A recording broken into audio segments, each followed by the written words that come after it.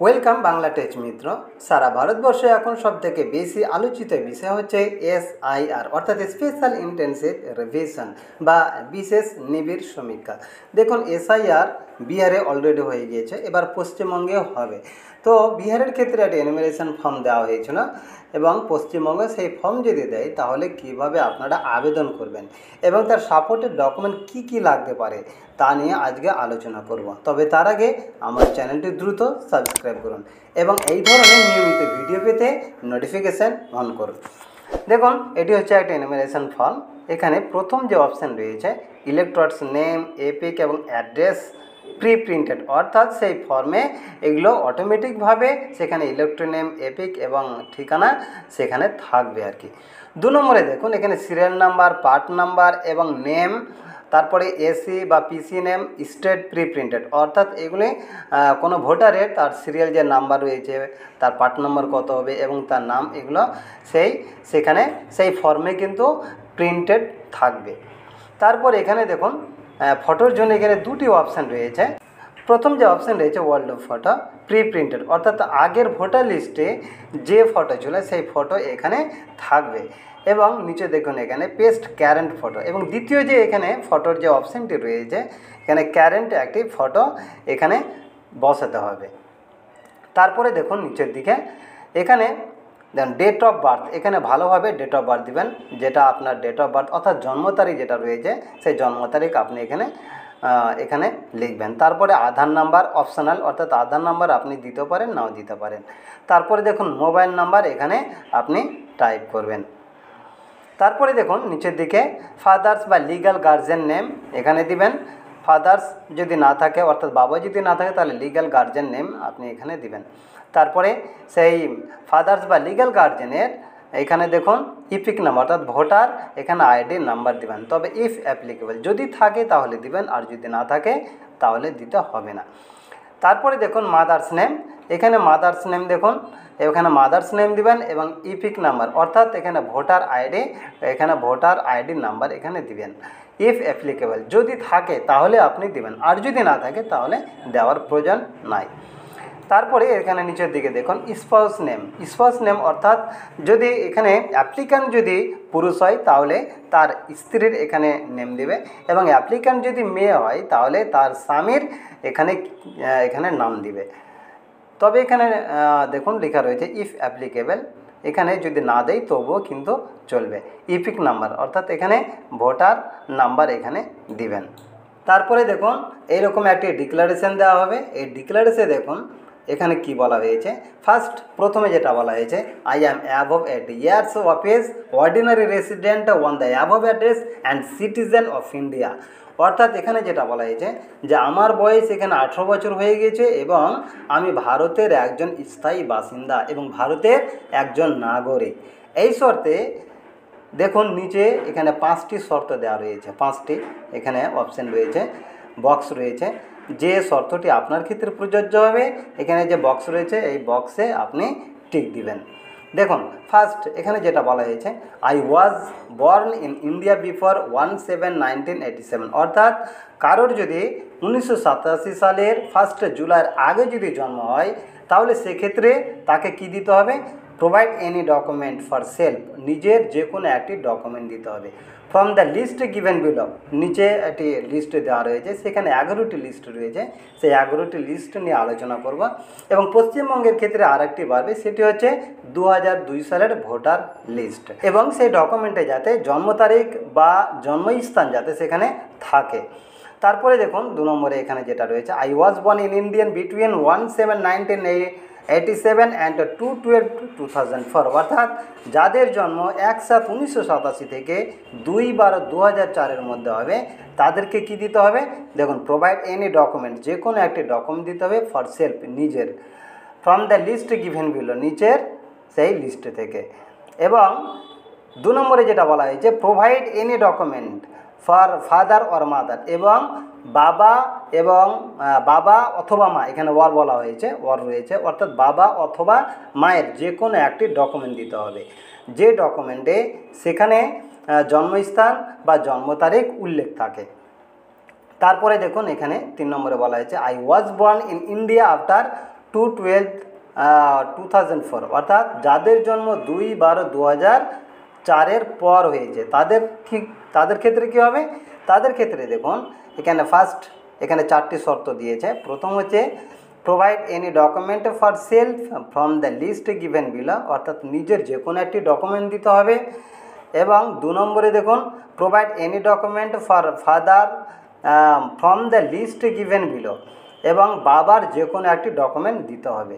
3 নম্বরে বলছে provide any document for mother from the list given below, অর্থাৎ মায়ের যে কোনো একটি ডকুমেন্ট দিতে হবে। দেখুন উপরে যেটা বলা হয়েছিল সেখানে বাবা অথবা মা, কিন্তু 2/12/2000 পরে যাদের জন্ম হবে তাদের ক্ষেত্রে বাবা এবং মা এখানে দুজনেরই ডকুমেন্ট শো করতে হবে। এবং 4 নম্বরে যেটা বলা হয়েছে if any parent is not India provide a copy of his or valid passport and visa at the time of your birth, অর্থাৎ যাদের পিতামাতা ইন্ডিয়ান নয় অর্থাৎ বাইরে দেশের, তাদের ক্ষেত্রে কী করতে হবে? তাদের ক্ষেত্রে বলা হয়েছে যে তারা যদি ভ্যালিড পাসপোর্ট বা ভিসা দিতে পারে তাহলে হবে। তারপরে দেখুন এখানে 5 নম্বরে বলা হয়েছে I have acquired Indian citizenship by registration বা naturalisation at a certificate of registration of citizenship, যদি ভারতীয় নাগরিকত্ব হিসেবে যদি তার রেজিস্ট্রেশন হয়ে থাকে তাহলে সেটা শো করতে পারে। তারপরে দেখুন 2 নম্বরে যেটা বলা হয়েছে I have not acquired the citizenship of any other country, অর্থাৎ আমি অন্য কোনো দেশের নাগরিকত্ব নেইনি। 3 নম্বরে বলা হয়েছে I am applying for inclusion in the electoral role and my name is not included if any other assembly constituency বা পার্লামেন্টারি কনস্টিটিউয়েন্সি, অর্থাৎ আমি ভোটারের জন্য আবেদন করেছি কিন্তু আমার নাম অন্য কোনো অ্যাসেম্বলি বা পার্লামেন্টারি কনস্টিটিউশনে নাই, অর্থাৎ একমাত্র নিজের অ্যাসেম্বলি বা পার্লামেন্টারিতে নাম রয়েছে, অন্য কোনো অ্যাসেম্বলিতে নাম নাই। তারপরে এখানে 4 নম্বরে একটা ডিক্লারেশন দেওয়া রয়েছে। এখানে বলা হয়েছে যে উপরের যে সমস্ত ডিক্লারেশনগুলি দেওয়া হলো সমস্ত কিছু সত্য আর কি। এইভাবে এখানে সিগনেচার যদি আপনি পারেন তাহলে সিগনেচার করবেন, আর যদি সিগনেচার না করতে পারেন তাহলে এখানে লেফট থাম্ব অর্থাৎ বাম হাতে এখানে ইমপ্রেশন দিতে হবে, এবং এখানে ডেট, তারপরে এখানে দেখুন প্লেস অর্থাৎ স্থান এখানে লিখতে হবে।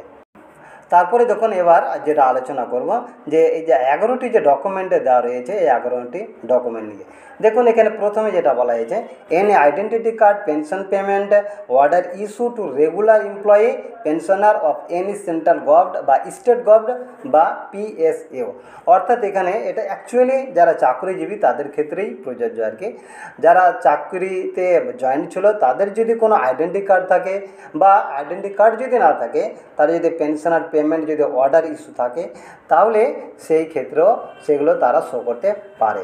2 নম্বরে দেখুন এনি আইডেন্টিটি কার্ড বা certificate document issue in India by government বা local authority bank post office LIC, অর্থাৎ এগুলি থেকে যদি কোনো আইডেন্টিটি কার্ড বা সার্টিফিকেট যদি তারা শো করতে পারে তাহলে সেটাও প্রযোজ্য হবে। তবে সেক্ষেত্রে দেখুন এখানে বলা হয়েছে 1/7/1987, অর্থাৎ যাদের জন্ম 1/7/1987 সালের আগে হয়েছে তাদের ক্ষেত্রেই এই অপশানটি প্রযোজ্য হবে।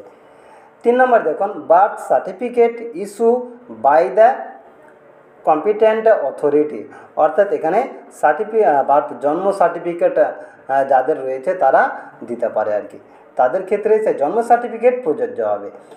4 নম্বর পাসপোর্ট, যদি পাসপোর্ট থাকে সেই পাসপোর্ট প্রযোজ্য হবে, সেটা ডকুমেন্ট, সেটা ভ্যালিড একটা ডকুমেন্ট হবে।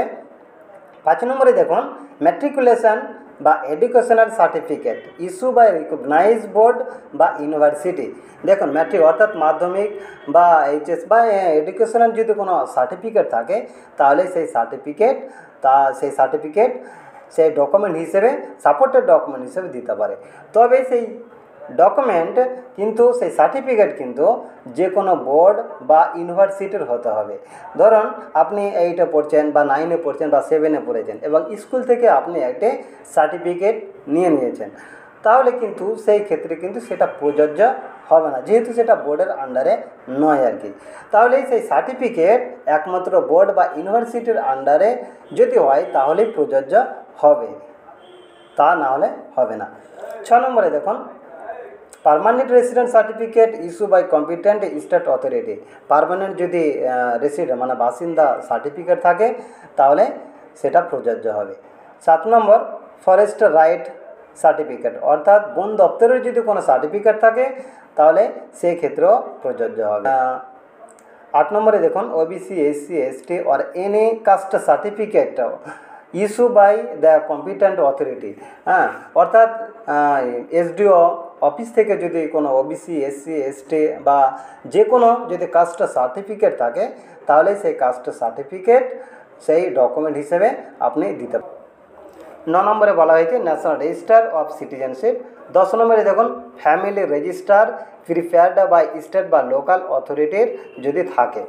11 নম্বর any land house allotment certificate by government, অর্থাৎ যে কোনো জমির যদি পুরনো যদি কোনো দলিল থাকে এবং সেখানে যদি আপনার নাম সঠিক যদি তথ্য থাকে আপনি তাহলে সেই ডকুমেন্ট আপনি সেই ল্যান্ড ডকুমেন্ট আপনি শো করতে পারবেন। এবং 12 নম্বর যেটা এখানে দেওয়া নেই এবং পশ্চিমবঙ্গের ক্ষেত্রে সেই 12 নম্বর লাগবে, সেটা হচ্ছে 2002 সালের ভোটার লিস্ট। তাহলে দেখুন এখান থেকে যেটা বোঝা গেল যে 1 নম্বর যে 1/7/1987 সালের আগে যাদের জন্ম হয়েছে তারা যদি 2002 সালের ভোটার লিস্টের নাম যদি থাকে তাহলে সেই ভোটার লিস্ট দিলেই হবে, আর যদি না থাকে তাহলে নিচের যে কোনো একটা ডকুমেন্ট 11টির মধ্যে যে কোনো একটি ডকুমেন্ট দিতে হবে। তারপরে দেখুন 2 নম্বর হচ্ছে যে 1/7/1987 থেকে 2/12/2000 সালের মধ্যে যাদের জন্ম হয়েছে তাদের ক্ষেত্রে যে 1 নম্বর যে নিজের জন্য একটা যে কোনো ডকুমেন্ট দিতে হবে এবং 2 নম্বর হচ্ছে পিতা অথবা মায়ের যে কোনো একটি ডকুমেন্ট দিতে হবে, আর যদি না থাকে তাহলে সেক্ষেত্রে পিতা অথবা মাতার 2002 সালে যদি ভোটার লিস্টে নাম থাকে তাহলে সেই ভোটার লিস্ট দিলেই সেটা সাপোর্টেড ডকুমেন্ট হিসেবে গ্রহণযোগ্য হবে। 3 নম্বর হচ্ছে যে 2/2004 সালের পরে যাদের জন্ম হয়েছে তাদের ক্ষেত্রে যে কোনো নিচের 11টি ডকুমেন্টের মধ্যে থেকে যে কোনো একটি ডকুমেন্ট দিলে হবে। তো এই ছিল আজকের ভিডিও। তো আশা করছি এই ভিডিওটি আপনাদের খুবই কাজে লাগবে। এরকম অসংখ্য টিপস পেতে আমার চ্যানেলটি সাবস্ক্রাইব করুন, লাইক শেয়ার ও কমেন্ট করুন এবং নিয়মিত ভিডিও পেতে নোটিফিকেশান অন করুন।